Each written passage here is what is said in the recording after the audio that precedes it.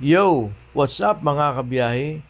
Today, samahan nyo kami sa isang spontaneous trip papunta sa isang hidden gem sa Batangas, ang Netanya de la Ia. Chill lang to, quick escape, konting dagat, konting hangin, at maraming good vibes. So tara na, sakay na tayo. Let's go! Netanya de la Ia, ang lihim na paraiso. Sa baybayin ng San Juan, Batangas, matatagpuan ang Netanya de la Ia, isang paraisong tila isinulat mula sa pangarap. Sa bawat hakbang, sa malilinis na buhangin at bawat pagdampi ng hangin sa balat, dama ang katahimikan at kagandahan ng kalikasan. Ang Netanya de la Ia ay hindi lamang isang resort. Ito ay isang karanasang magbibigay ng panibagong sigla sa puso at isipan.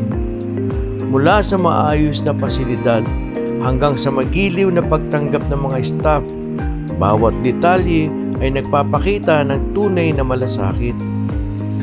Ang mga silid ay moderno at komportable.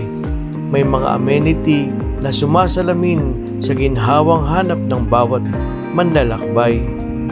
May mga kwarto ring may direktang access sa swimming pool, isang kakaibang karanasang hindi mo basta-basta malilimutan. Sa paglubog ng araw, ang kalangitan ay nagiging obra maestra. Tila hinahalikan ng araw ang dagat sa huling pagkakataon. Sa katahimikan ng dapit hapon, maririnig ang alon na waring may binubulong, mga lihim ng kalikasang matagal nang naghihintay marinig.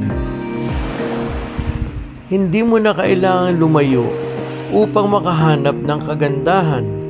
Sa Netanya de la Ia, matutuklasan mong ang tunay na pahinga ay hindi lamang sa lugar, kundi sa mga damdaming muling nabubuhay. Ang pagkamangha, ang kapayapaan, at ang wagas na ligaya ng pagsama-sama.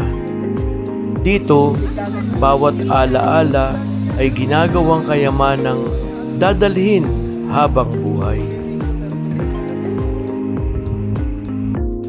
So, ayun, tapos na ang quick escape namin dito sa Netanya de la Ia. Sobrang sulit, tahimik, maganda yung lugar, at perfect talaga para mag-recharge. Salamat sa pagsama sa amin today. Kung nag-enjoy kayo, like nyo naman ang video, drop a comment, at syempre, huwag kalimutang mag-subscribe para sa susunod naming trips. Kita-kits sa next ride!